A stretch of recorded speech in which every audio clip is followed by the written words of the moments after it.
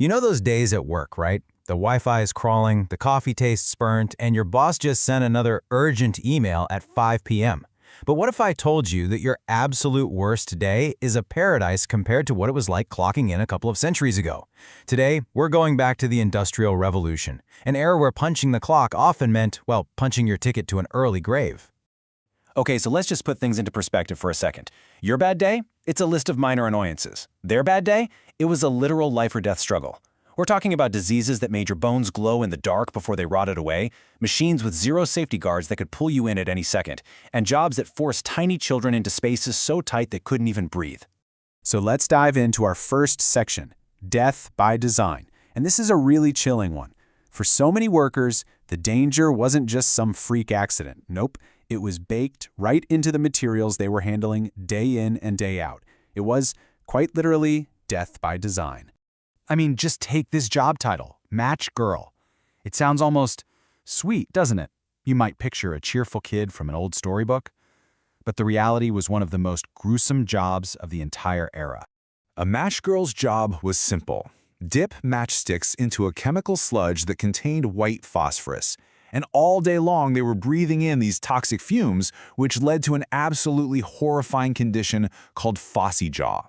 It would start out with toothaches, but pretty soon their jawbones would literally start to decay. And get this, they'd give off a faint, eerie glow in the dark. Eventually, the bone would just rot away entirely.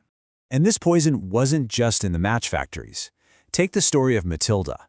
She was 19 years old, and her job was making artificial flowers. The popular green dye she was using, Scheele's Green, was just loaded with arsenic. Constant exposure poisoned her, turning her eyes green and causing her to vomit a bright green fluid before she died. And what did the employers do about any of this? Essentially, nothing. There were no warnings, no safety equipment, and absolutely zero sympathy. In fact, the moment a match girl's jaw started to rot and smell, or a flower maker got too sick to work, they were just fired, out on the street. Productivity was the only thing that mattered. Human life was completely disposable. Now, as terrible as all that was for the adults, things get even more shocking. And that brings us to our second section, the child workforce. Back then, children were often seen as the tiniest and most expendable cogs in the whole industrial machine. 4, as in 4 years old. That is not a typo. Children as young as 4, many of them orphans or from desperately poor families, were sold into these so-called apprenticeships, which were really just a death sentence. Just think about the career of a chimney sweep. The only real qualification was being small enough to cram your body into a 9-inch flue. These kids would climb up into pitch-black, narrow spaces to scrape away cancer-causing soot with their bare hands. So many of them got stuck and suffocated or fell to their deaths. And if they somehow survived to become adults, they were almost guaranteed to develop horrific cancers. Another terrifying job was being a mule scavenger. This meant kids would crawl on the floor underneath massive running textile machines just to pick up stray bits of cotton. One wrong move, one moment of hesitation, and you could lose a finger, a hand, or your life as the heavy equipment moved just inches above you. And you know, this kind of danger wasn't limited to the kids crawling on the floor. For every single worker, the massive, unguarded machinery of the factory was a constant, ever-present threat. Old accounts are filled with stories like this one.